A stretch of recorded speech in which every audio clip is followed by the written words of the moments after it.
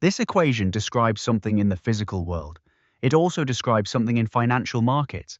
Same structure, completely different universe. This is a pendulum. At every moment, its angle is changing, and the rate of that change depends on where it already is.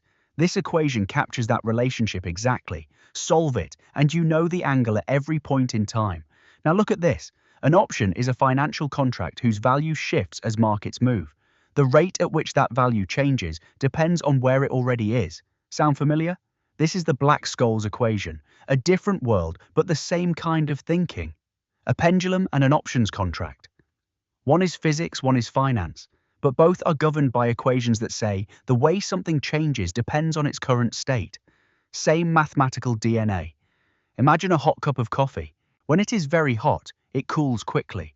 When it is lukewarm, it cools slowly. The rate of change depends on the current value.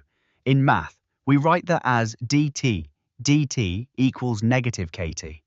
The left side is how fast the temperature is changing. The right side is the temperature itself. That is a differential equation, an equation that describes how something changes continuously over time. Take the simplest case, di dx equals y. Separate the variables, integrate both sides, and you get y equals ce to the x. The solution is not a number, it is a function, and that function is the exponential.